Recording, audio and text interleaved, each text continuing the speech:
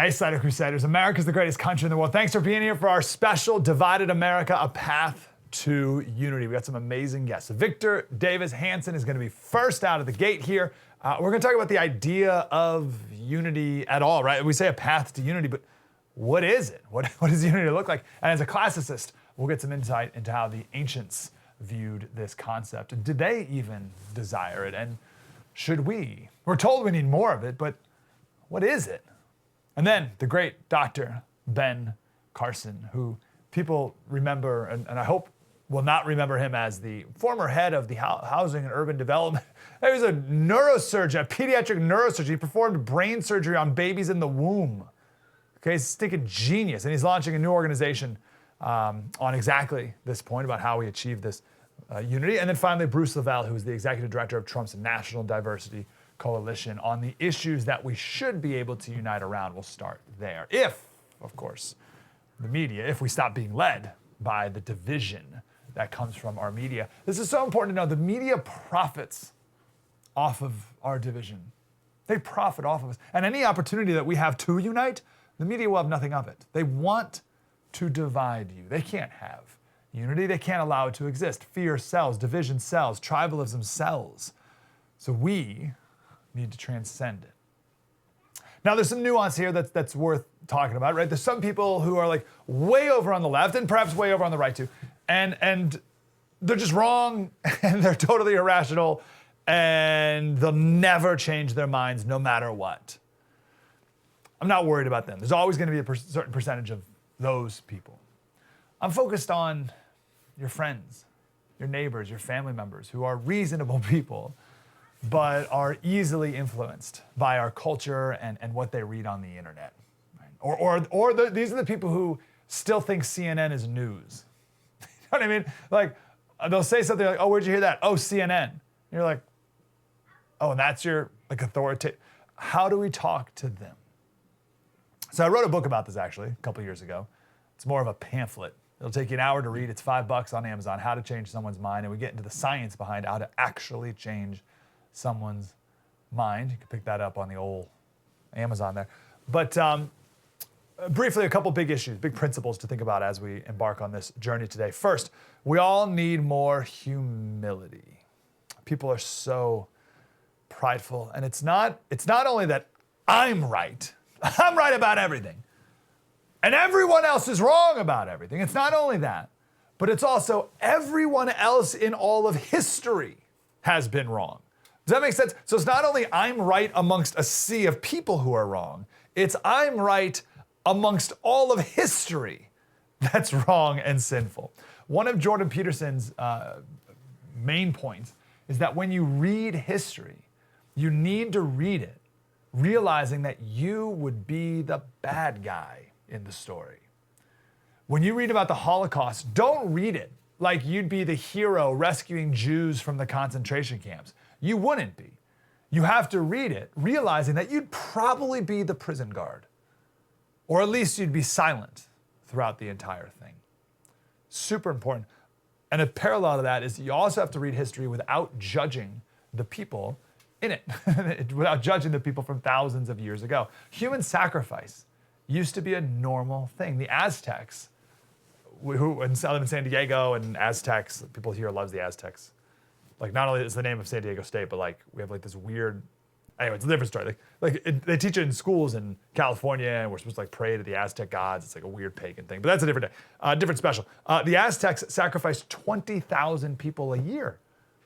And one day when they created this temple to one of the gods, they sacrificed 80,000 people in a day. 80,000 people in one day. That was normal.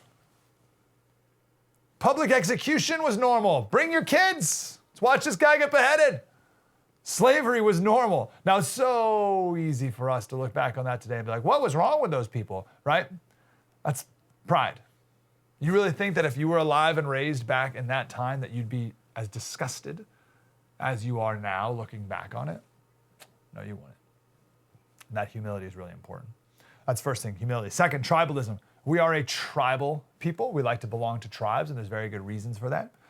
It used to be necessary, right? Because if you're a single person and you go out into the jungle, you're going to get eaten by a saber-toothed tiger. So we need power in numbers. The problem is we apply that same principle to our ideas, and it's not as necessary anymore. We form our tribes based on these ideas. I like this analogy from Juan Enriquez. He imagines it like a World War I trench warfare, right? And everyone's got their tribe, everyone's got their trench. Those are your ideas. If you run out of your trench to find some nuance, you're going to get shot. You're going to get shot probably by the other side. If you run away from your tribe, you're going to get shot by your tribe. So everyone's scared, and we get entrenched. And we get even more extreme, where really we need to be getting more nuanced. We have to move past this tribalism when it comes to ideas. It's okay to find nuance on issues. It's actually very wise. And it's okay to question stances of your tribe. We're not cavemen anymore. We don't need 100% purity of tribal allegiance. I guess that ties into humility too. And then the third point, the biblical principle of Matthew 18. If you have a problem with someone, go talk to them. Go talk to them as a person, face to face. Don't make someone out to be a caricature of something. Talk to a real person in person. And once you do that, I think you'll quickly find the first principles that we do agree on. And we can unite around those first and foremost. So that's the true story. And that's what our special is about today, finding unity, what that looks like. We'll start off with the great Victor Davis Hanson. Mike Slater, spread the word.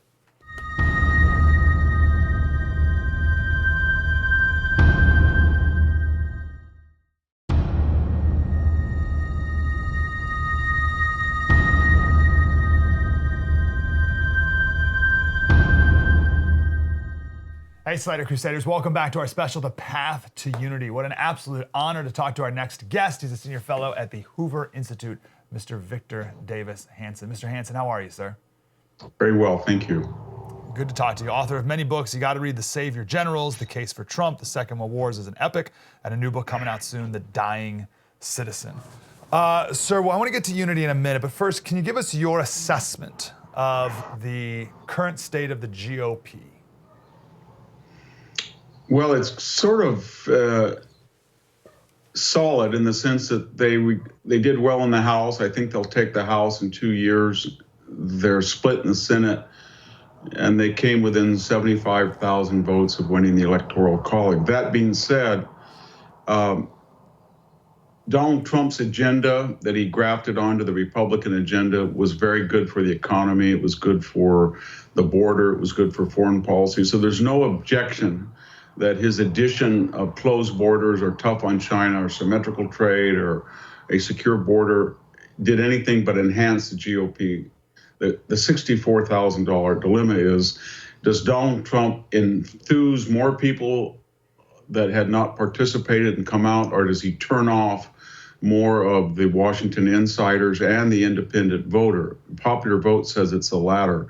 So his support was 95% in the last election. The polls say after the January 6th Capitol assault, it's down to about 75. But 75% of the party means it's going to be very difficult for anybody either to run against him or his agenda, or to appropriate his agenda without his blessing. So really it's up to Donald Trump to see what he wants to do. Play kingmaker or senior statesman or run again. What would you suggest he do if he called you up? I would suggest that because he's 78 and he will be 78, where there's questions about Joe Biden at that age now, that he play a significant role in winning the House and playing kingmaker to ensure that his proposals and legacies are carried out by someone of his persuasion.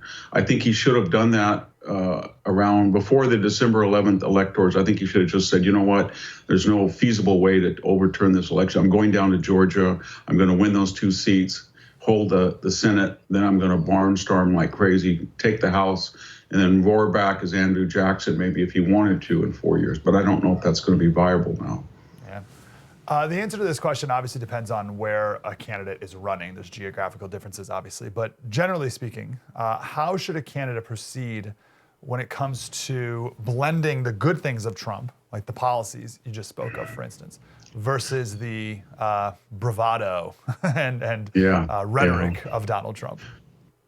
The ones that are doing that the best are Kristi Noem and Ron DeSantis. What they're doing is they're endorsing his agenda. They're not alienating Republicans, and they don't gratuitously ankle bite him or make fun of him or attack him, because in their way of thinking, what he did on the border or Operation Warp Speed or the Middle East breakthroughs so outweigh his tweeting, but they're not themselves going to tweet like he did. And then we don't know whether they're going to be able to hold rallies of 30,000 people and get them out to vote.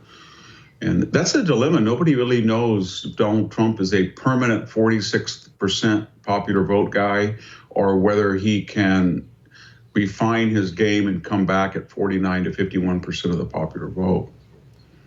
Talk me off the ledge here, because my cynicism says that a Republican can only win if they are someone like Trump. At the very least, it captures media attention, and you need someone to behave like that. I think there was one of the interviews, I forget when it was, and some interviewer asked him, like, why do you act like this? And you shouldn't act like this. And he said, I won. This is how you win. I'm here. He said, where are we? And the lady's like, in the White House. He's like, yeah, I won. Can a Republican win without being so out there? That's a good question. I don't think they can win if they're going to be a John McCain and Mitt Romney. That had not been successful. They hadn't won 51%, not that Trump did, but they hadn't won 51% since 1988, when Lee Atwater really took the hide off Mike Dukakis and got George H.W. Bush elected, but he was not around to be reelected. So people wanted to win ugly if necessary, and they were tired of losing nobly, and that was just the fact. And Trump came in, and it was his style as well as his platform. And we can't move the embassy to Jerusalem. We can't tell the Assad family they're not going to have the Golan Heights. We can't stop giving $700 million. He just did it. He just cut through. Why not?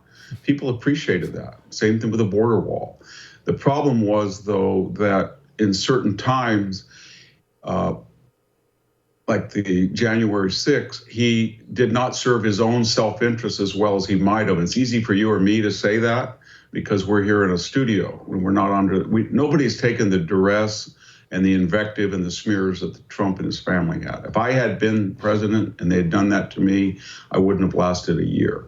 So I admire his constitution, if anything else. But I was just hoping that after it was not likely that the judges of any court were going to overturn the election, that he would start planning for his revenge in 2022 and 2024 by playing a senior statesman role and getting those Senate seats. Had he won those 2 Senate seats, which I think we could have done, we would not be watching this Biden insanity on the border or with the pipeline or whatever he's going to do.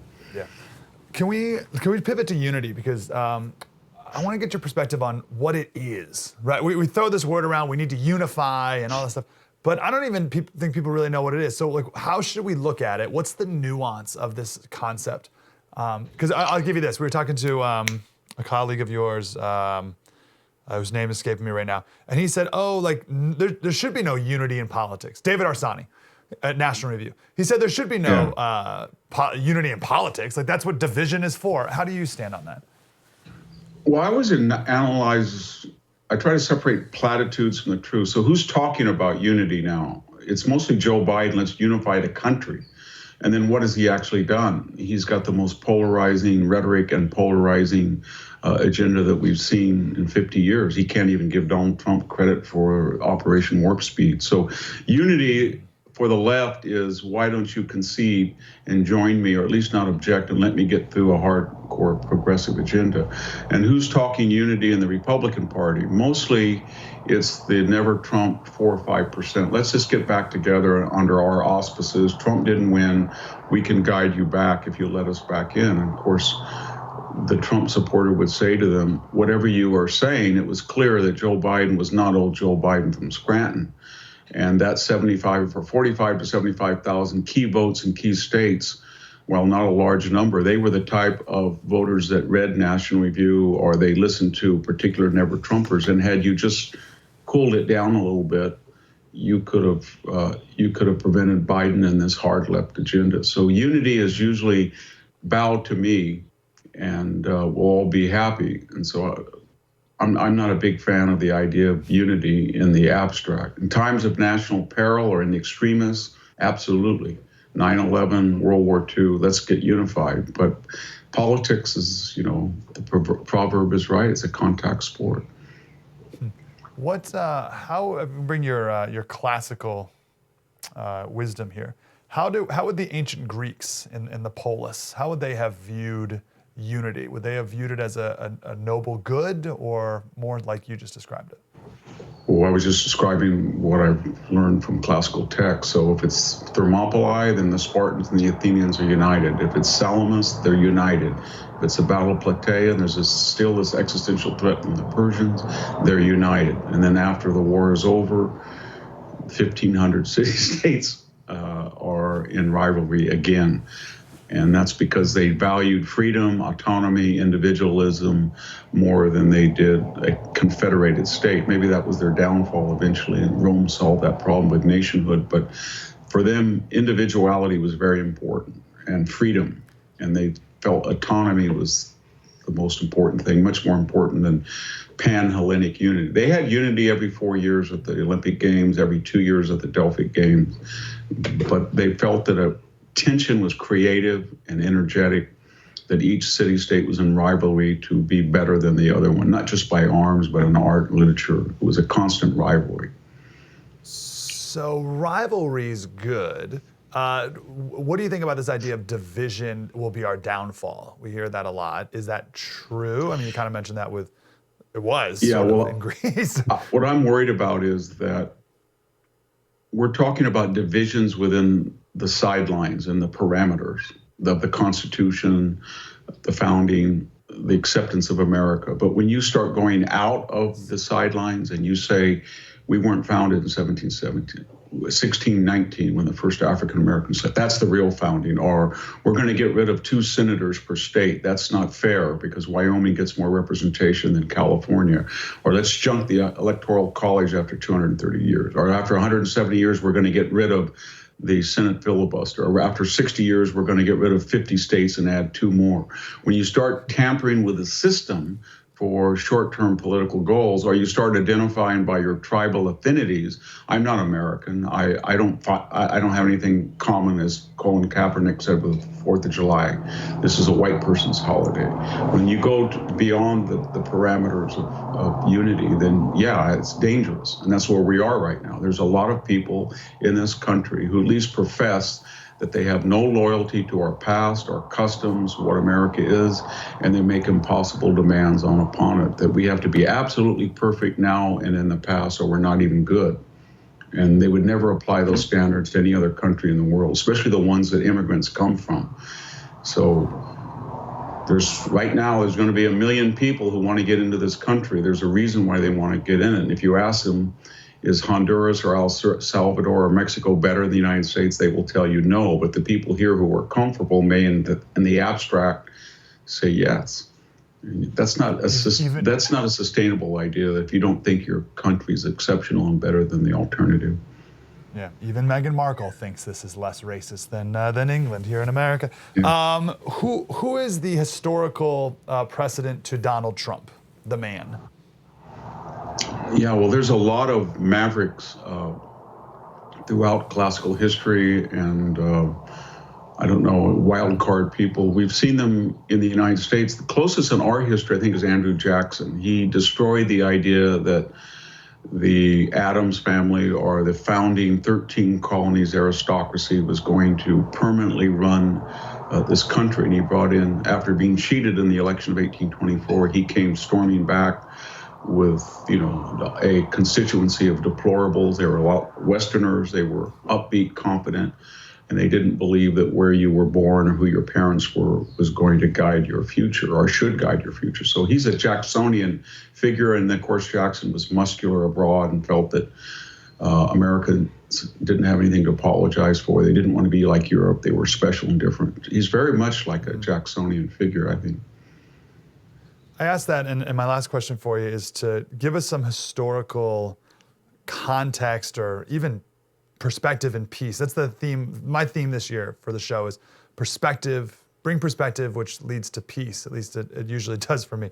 And I asked that because I was talking to someone the other day who just went off about Trump and how he's like literally the worst person ever. He's a terrible human being and he hates you and all these like horrible, horrible things about Trump.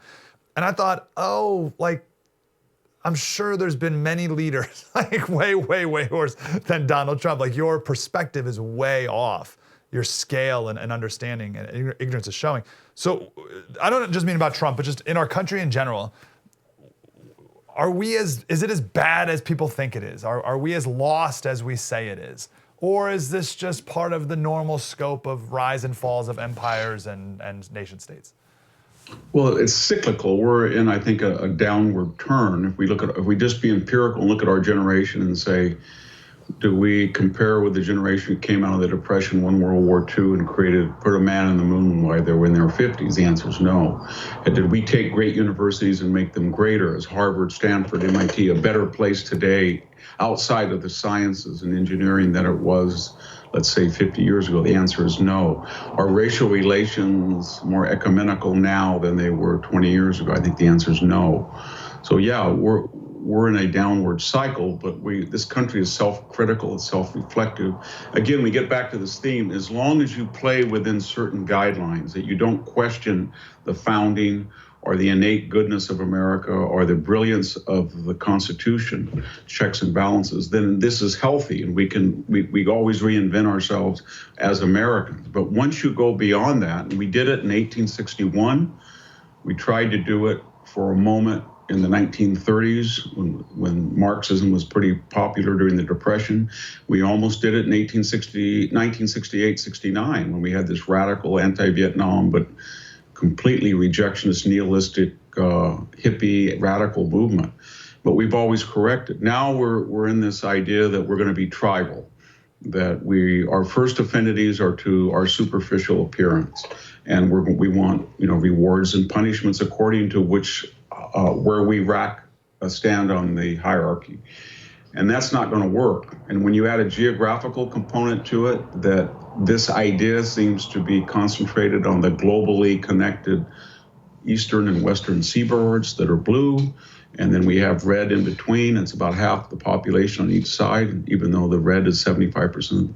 Then you've got a geographical force multiplier of this tribal difference. And so somebody's got to come in and say, it doesn't matter anymore whether you call me a racist, a sexist, a xenophobe, a nativist. It has no effect on me. We're going to unite the country. And this is the first multiracial democracy that's ever worked. We're not going to destroy it over tribalism. It doesn't work in Rwanda. It doesn't work in Lebanon. It doesn't work in Iraq. It's never worked in history. Didn't work with the Hungarian Empire. So we're going to go back to e pluribus unum. And that leader hasn't come yet. But we're gonna need him pretty soon, because it's getting a little bit beyond, as I said, the sidelines now, this contention. And we can each be that leader in our circles as well. I know you are. Victor Davis Hanson from the Hoover Institute. New book coming out soon, The Dying Citizen. Sir, can we talk again when it comes out? Thank you. It'd be wonderful. Victor Davis Hanson. True story. Mike Slater. Spread the word.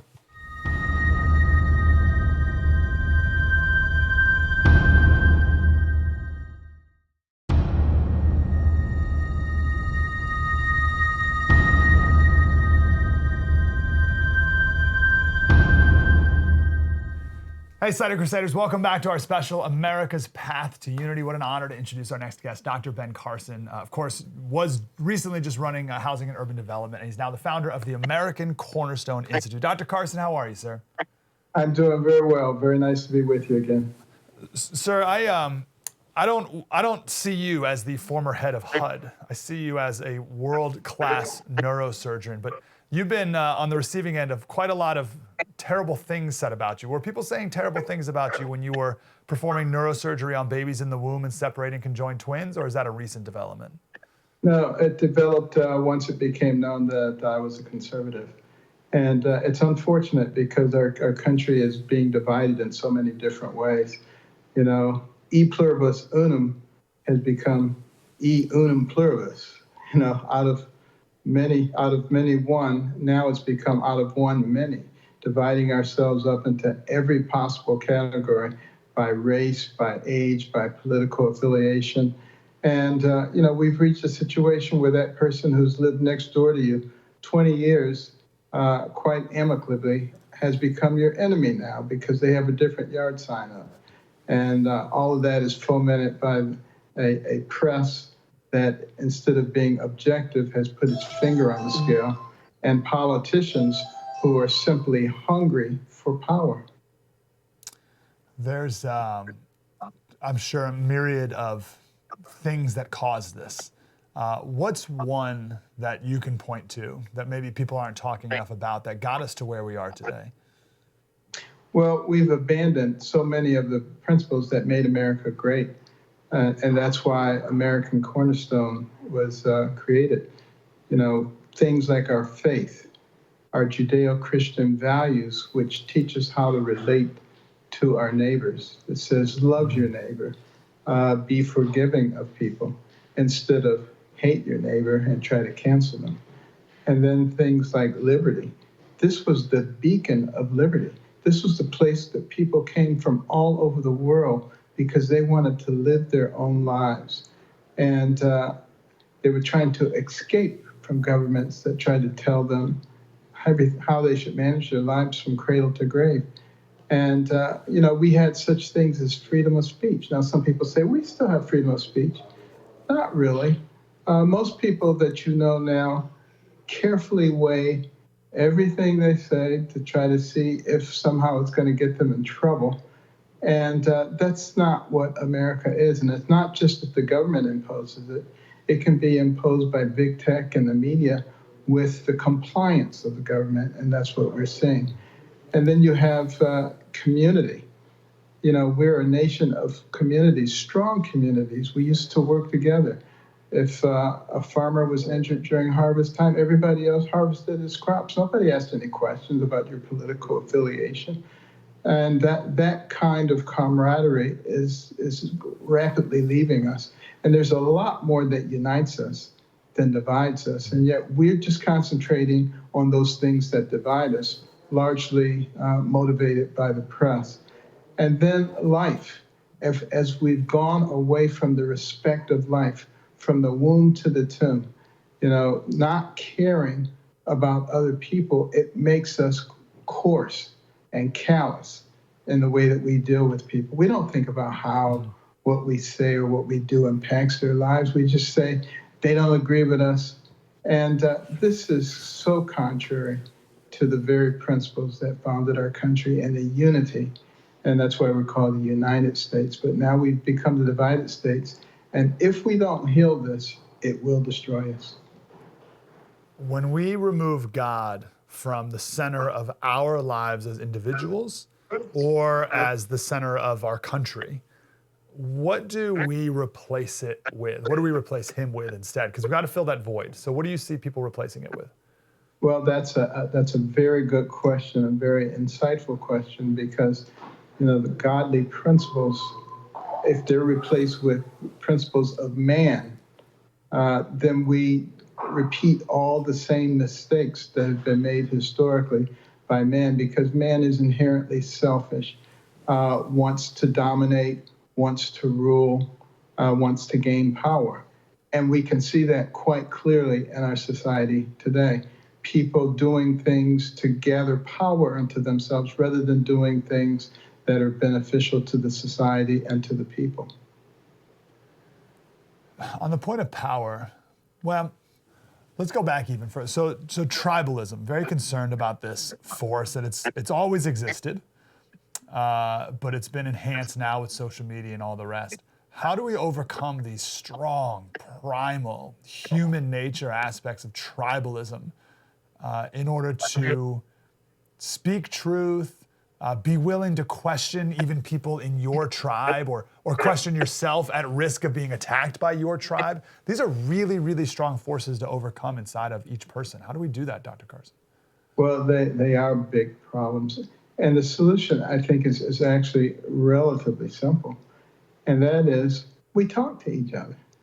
Instead of getting into our respective corners and hurling hand grenades at each other, which is what we've seen most recently, let's discuss things. You'll notice when people get engaged and they get married, they just love to be around each other and they share everything and they're talking all the time. And then later on, when they're ready to get divorced, they don't talk to each other. Next thing you know, their spouse is the devil incarnate. This is what's happening to us as a society. We don't talk to each other. We get in our little enclaves and we talk about each other, but we don't discuss things. And the fact of the matter is, as I said before, we share way more values in common than those things that divide us. But if you can take segments of our society and you convince them that other segments are causing their problems, and you take the Black community and you can convince them that they're victims, even though our society in terms of racism has changed dramatically since the time when I was a child. I mean, it's just night and day difference. And yet, a lot of people on the left won't even admit to that. And they'll say everything is just as bad as it always has been, maybe even worse, and you don't have opportunities and people are standing in the way.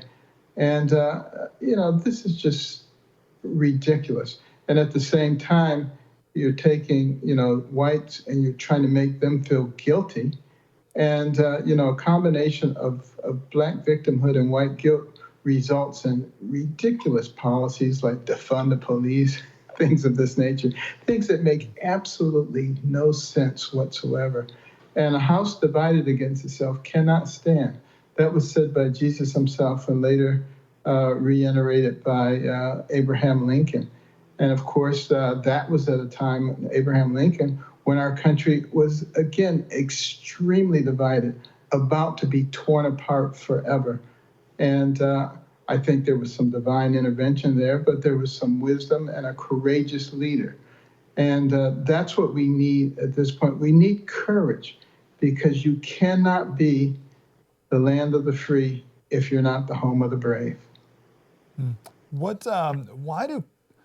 are we so attracted to race? And why do we keep going back to it? Why do we keep obsessing over it? Why do people divide us over it? It's the most primal base thing we can do, and we just keep doing it over and over. How do we transcend this? Well, people do what's easy. It's easy to look upon someone and say, based on their skin color or their hair texture, that this is who they are, rather than actually get to know them. It's more animalistic. Animals look on the outward appearance and, they determine everything based on what something looks like. They don't have the ability to analyze and to think, to use those enormous brains that we have. And, there's a reason that people are very different than other creatures. These frontal lobes of ours, the billions and billions of neurons and hundreds of billions of interconnections, your brain can process more than 2 million bits of information in 1 second. You can't overload the brain. If you learned one new fact every second, it would take you over 3 million years to begin to challenge the capacity of your brain. And when we have something like that, to reduce ourselves to judging someone on the basis of external characteristics, which they have no ability to choose, it makes absolutely no sense. But it's the easy thing to do, and that's why we do it. Wow. Do you miss, Dr. Carson, opening up kids' brains and performing surgery on them? Well, it might surprise you to know that I didn't really like doing that. And I hate the sight of blood. And people say, but you're a surgeon. And I said, would you rather have a surgeon who likes the sight of blood? Think about that. What I really enjoyed was the impact of being able to change people's lives and give people a second chance or a third chance.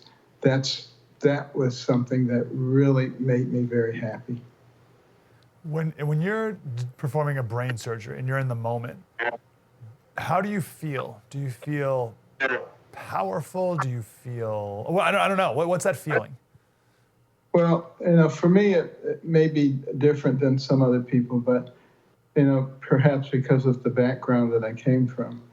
But I remember so vividly as a 9-year-old sitting on the ghetto stairs, looking through the building across the street through which a sunbeam was shining because all the windows had been broken out. And it made me think about my life. And I remember thinking that I probably would not live to be more than 20, 25 years old at the most, because that's what I saw around me. I had cousins that were killed. I saw people lying on the street with bullet holes. And that seemed to be it. And then, there were many challenges along the way. But one thing I came to understand during that whole process is that it wasn't me, it was God. And it was me working with God and letting God use me. And that's what I saw when I was in the operating room. I saw amazing things. I would sometimes stand back and I say, am I doing this? Am I really doing this?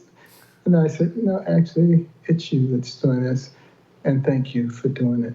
And that's the way I feel even now, with the American Cornerstone Institute. We have to save this nation.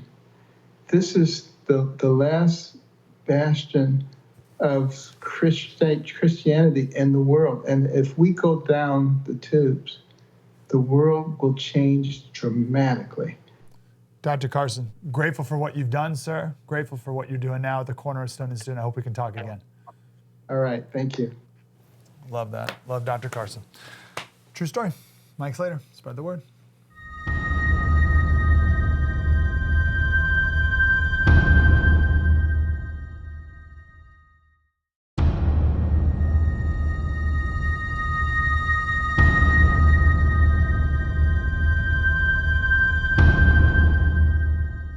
Hey, Slider Crusaders, welcome back to our special about unity, but we need to talk about the flip side of that as well, and that's diversity. And we're going to do that with Bruce Lavelle. He's the co-founder of Donald Trump's National Diversity Coalition. Mr. Lavelle, how are you, sir? Good. Thanks for having me.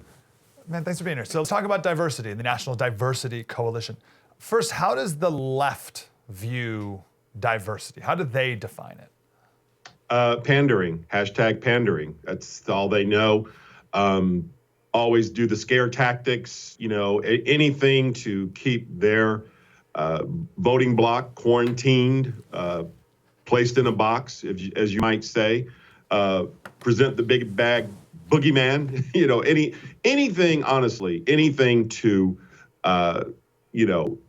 control. I use that word very strongly, control a particular voter base, especially the minorities. Especially people of color, brown people, black people, African Americans, whatever label is that we're going into this century. I'm curious to know what it's going to be in the next 10 years. That's another subject.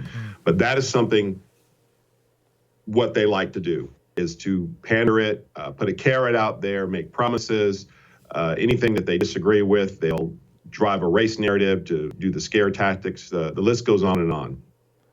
Is there any legitimate reason, whether, I don't know if it's cultural or historical or what, is there any legitimate reason why there's such thing as a black vote that's so monolith, right? Like, I forget what it was last night, like 90-something%, right? Like, why is that? Yeah, well, good question. I actually wrote an opinion for the Washington Times. It went pretty strong out there last week. It's called, "Is Black America Caught in a Voting Generational Curse?" And the answer is yes. The answer is yes. And where I'm going with that is, historically, as you saw, Biden supposedly got 87% of black votes here in 2020. I say supposedly because that's another subject as it relates to the outcome. And here we are with the lowest black unemployment in the history of the United States, the lowest Latino, and the biggest turnout, which is 41%, Jewish Americans, Asian Americans, the list goes on. And I'm scratching my head like, how in the world did this happen? And I realized that, the left does a great job controlling, as well as the mainstream media, on what messaging they want to put out there, even in social media, the cancel culture. If they don't like something or disagree with something, they cancel it, they push it to the side. And I'll give you a case in point here. For years, I spent many years, well, the first 4 years on MSNBC and CNN. A lot of my Fox viewers and Newsmax viewers like, who's this guy? I was like, yeah, I've been over here fighting the fight over here. And I'll be honest with you, it was bringing a knife to a fight with a gun, usually dealing with a host. It was 4 against 1. But the optimism for me here was the fact that I knew that if I could just reach out into that audience and talk about, listen, you voted this way for many, many years. Why do you keep doing the same old thing? Look at your streets, look at your roads. Why do you keep putting the same people in for decades? And that's an honest question. And so you ask yourself, then why in the world are we still battling this? And I'll tell you why. In the last couple of years especially, it was an all-out assault to suppress guys like me, very successful guys. I'm a self-made millionaire here in Atlanta. I came here with $35 in '88. Many of us, believe it or not, that look like me are doing very well, and we're growing. And so that messaging, as it relates to the president's initiative on the First Step Act and opportunity zones, and as he profoundly said to me in 2015 in his office with many other leaders across the country before he, in 2015, before he became president, was that, listen, look in your communities. You lack the retail commodities. You lack the infrastructure to be successful. And so look what you have been voting on for many years. And a lot of those folks in that room have voted Democrat, which are top pastors and black leaders across the country. And it was almost like you were like, oh my gosh, it sounds like great common sense. But it was trying to pierce through, once again, the generational curse of the Democrat Party having a hold on black voters. And this is how they do it. And so this is what we're pretty much battling against. I don't really look at it as a Republican or Democrat thing, I look at it as just a common sense factor, is to trying to pierce through that and just like, listen, you voted this way for many years. Why don't we look at these particular policies? And you have to admit these are more helpful, whether it be pro-choice in terms of schools, picking your schools, doing a private partnership initiative to build your small business in an opportunity zone. Let's address the social injustices on the sentencing guidelines that's been going on historically, bringing up the Clinton crime bill where Joe Biden, quote, wrote and authored in '94 that Bill Clinton signed on his desk. Go back a little further. Watch this one. In the 80s, when he introduced powdered cocaine being lesser charged than crack cocaine, 1987. See, people forget about this, which, watch this, created the largest mass incarceration of Black America. So these were the type of messaging put out there. Me and many, especially the Black surrogates or the president's inner circle like myself that were pushing this message, we were pushed out the last couple of years because we knew we're starting to be effective. So the only thing besides that was like, okay, we've got to pierce through the generational curse in the Black voting bloc. How do we do that? And unfortunately, shows like this, we don't get to have these type of conversations. A lot of the networks, they wouldn't dare have these type of open conversations. So I commend you bringing this up because it's a very important subject. Well, I appreciate that. Not only would they not have it, but they wouldn't give it the time that it deserves, right? We can sit here for 10 minutes and have a real conversation. You can't do that on the cable newses, which is why they're terrible. One reason. We just talked the other day about, to go back even a little further, the Democrats have always been the party of segregation, and they still are today. Bull Connor, people ask Bull Connor, what party was Bull Connor? Bull Connor was a Democrat. And still today, there's segregation of, you heard the story the other day. Columbia University has 6 different graduations. They got their main graduation, then they got one for Latino people and Hispanic and Black people and poor people and whatever. And we're self-segregating and patting themselves on the back for it just the same. How odd. Anyway, that's a different conversation. Let's go to diversity. How do we define diversity? How do you properly define a healthy diversity that doesn't simply divide, which is where we're at today? Yeah, great question. Interesting. This is my actual wheelhouse. I like to say this is my expertise. How about that for all the viewers? Yeah.